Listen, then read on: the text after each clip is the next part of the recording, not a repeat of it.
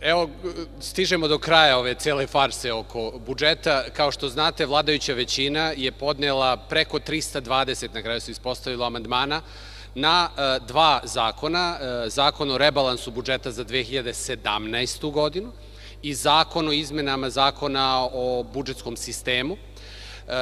Uzeli su 31 tačku dnevnog reda, objedinili raspravu u jednu, budžet su stavili, za 2018. godinu su stavili kao 6. tačku dnevnog reda, a onda su 3 dana trošili novac poreskih obveznika, pričali o svojih 320 amandmana, držali monolog u Skupštini, da bi nakon toga povukli sve svoje amandmane. Ja ovde imam ono što je dostavljeno svim narodnim poslanicima, znači zahtevi za povlačenje amandmana, pri čemu su samo jednu malu greškicu napravili, prekršili su Poslovnik. Po članu 159 Poslovnika vi možete vaše predloge da povlačite do kraja pretresa za zakone, a što se amandmana tiče, pretres se završi kada odbranite svoj amandman, pa bude diskusija po tom amandmanu, nakon toga je rasprava po amandmanu završena i ne možete više da povlačite amandmane. Ja sam pokušao, dok se glasalo za ova dva zakona, da ukažem na tu povredu Poslovnika. Predsednica Skupštine me je ignorisala svo vreme trajanja glasanja o ova dva zakona. Ne znam koliko puta sam joj ponovio povreda Poslovnika, pravila se kao da me ne vidi i završila glasanje po svim ovim amandmanima. Znači, ova cela farsa u kojoj su 3 dana govorili o svojim amandmanima koji ništa nisu menjali na zakonima, znači ni jednu jedinu stavku, ni jedan jedini broj, na kraju su sve te amandmane povukli. Mi smo predlagali svim poslaničkim grupama da ne učestvujemo u tom delu, da svi sačuvaju svoje vreme, kako bi onda kad završe sa svojom farsom mogli da pričamo o budžetu. Svi su se složili, nažalost Demokratska stranka je odbila, tako da su potrošili svo svoje vreme na početku i taj mali dogovor opozicije je propao. Mi smo svoje vreme sačuvali, imali smo sinoć diskusiju sa ovim ministrom finansija, gde smo trošili samo vreme svoje poslaničke grupe, nakon što je svo vreme, ovih 600 minuta po amandmanima bilo isteklo. Uspeli smo da kažemo šta imamo i videli smo da ministar praktično nema ni jedan odgovor na ono što smo govorili. Zašto je ovo jako tragično za celu Republiku Srbiju i za sve njene građane? Ovim budžetom se nastavlja politika vlade za vlačenje ruku u džepove građana i privrede. Budžet je smanjen zato što su povećane sve poreske stope. Ja sam sinoć i ministru finansija dokazao da nije PDV povećan sa 18 na 20% i donja stopa sa 8 na 10%. Deficit bi bio veći za 50 milijardi dinara. Da nije povećan porez na dohodak, odnosno porez na dobit pravnih lica, deficit bi bio veći za 30 milijardi dinara. Da nije uvedena akciza za struju, deficit bi bio veći za 15 milijardi dinara. Kad sve ovo saberete, deficit bi bio preko milijardu evra. Znači, deficit je smanjen ne time što je država bilo šta uštedela, nego što su zavukli ruku u džepove građana. Zašto je ovo važno za građane? Pa da je urađeno ono što je trebalo da bude urađeno, da su odrađene one lične karte preduzeća, javnih preduzeća, društvenih firmi, ne bi se desilo ovo što se dešava danas, imali bi novca u budžetu, novac ne bi otišao na te nesposobne partijske kadrove koji vode ta javna preduzeća i onda bi mogli da uradimo sledeće stvari. I to su upravo bili naši amandmani na ovaj budžet. A to je da imamo besplatne udžbenike za svu decu u osnovnim i srednjim školama. Svi roditelji znaju koliki je to finansijski napor za porodicu koja ima prosečna primanja 57.000 dinara, da mora da odvaja za udžbenike svake godine nekih 110, 15.000 i preko, nekad i 18.000 dinara za udžbenike. Mogli smo da imamo povezan radni staž i isplaćene zaostale zarade za sve zaposlene u društvenim firmama koji su neodgovornošću vlade na kraju iz restrukturiranja završili u stečaju i pozatvarali su ih sve. Mi ćemo izbaciti izveštaj o tome koliko firmi su uspeli da zatvore samo od 2014. godine do danas. Zatim, mogli su da dobiju i da ratni veterani dobiju svoje dnevnice, ratne dnevnice tokom 90. godina na Kosovu posebno, gde ono što se dešava umesto toga, oni svi tuže državu. Država onda izgubi spor i plati višestruko više nego što bi platila da se napravi dogovor sa svima njima, da se ne čeka da advokati, sudovi i tako dalje zajedno sa zateznim kamatama nazidaju toliko troškove da onda budu recimo po 3 puta više nego što bi bilo da su samo isplatili taj novac.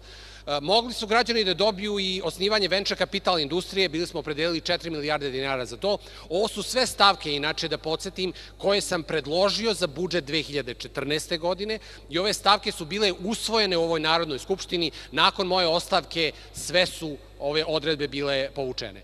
I konačno, najvažnija stvar što se stimulisanja privrede tiče, naš predlog je bio da se smanje porezi i doprinosi, tako da se recimo doprinosi na zdravstvo uopšte ne plaćaju na minimalac u Srbiji, znači da imamo taj jedan progresivan sistem. To bi bilo jedno upumpavanje oko 50 milijardi dinara u privredu i to je najbolji način da se stimuliše privreda. Umesto svega ovoga, ministar je učestvovao u farsi sprečavanja suštinske rasprave o budžetu i ono što smo mu na kraju rekli, što je bila i centralna tema, kada zavučete ruku u džepove građana i privrede, kao što je to uradila ova vlada, posledica je jako nizak privredni rast. Naravno da je nesporno da je potrebno smanjiti deficit.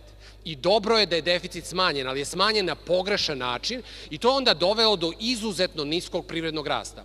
U Srbiji je privredni rast po izveštaju MMF-a od 2014. do 2016. godine iznosio 1,66% kumulativno. Na Kosovu je ovaj rast bio 9%. U Rumuniji preko 12%, u Hrvatskoj preko 4%, u Bosni i Hercegovini preko 6%. Znači, ovo su sve zemlje u regionu i očigledno je da pogrešna politika dovodi do ovakvih rezultata. Znači, mi smo sve ovo predlagali, ono što smo imali je potpuna farsa u Skupštini, gde je vladajuća većina predložila preko 300 amandmana koje je obrazlagala 3 dana, a na kraju ih protivzakonito, protivno Poslovniku povukla. I danas mi Maja Gojković uopšte nije dala reč, čime je dodatno prekršila Poslovnik. Kad god se narodni poslanik javi da reklamira povredu Poslovnika, dužna je da mu da reč da može da obrazloži taj svoj predlog.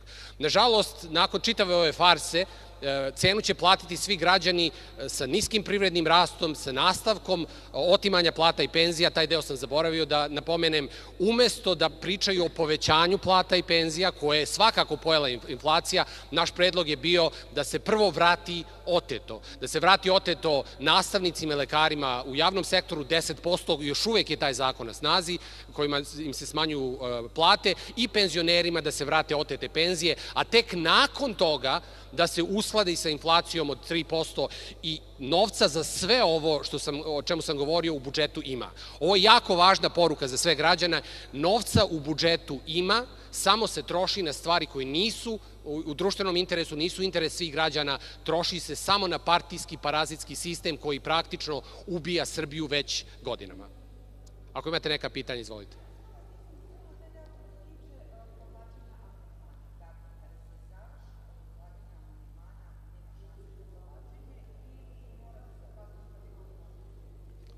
Pa, amandman može da se provuče dok se ne završi pretres o amandmanu. Pa, kao što zakon može da se povuče do trenutka dok se ne završi pretres o celom zakonu.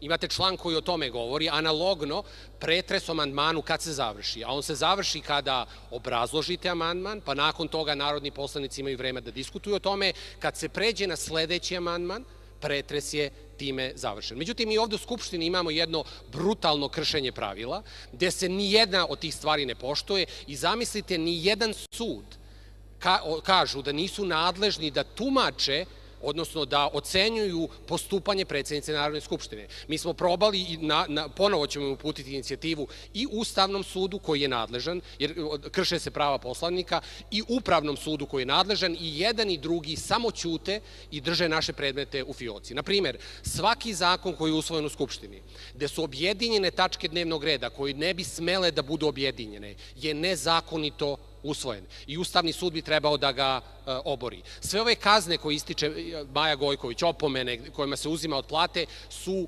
podložne oceni od strane Upravnog suda. Izgleda da sudovi ćute, drže ovo sve u fiokama i praktično boje se, i ono što nam ostaje da je vrhovna instanca za tumačenje zakona, a Poslovnik je deo Zakona o Narodnoj skupštini, je izgleda Maja Gojković.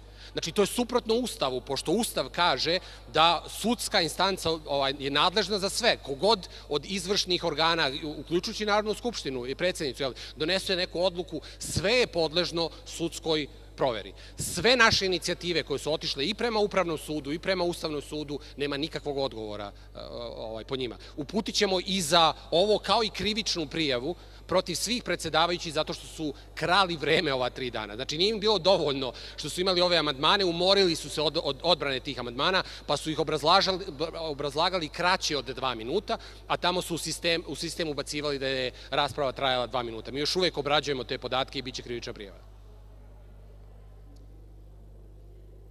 Hvala vam.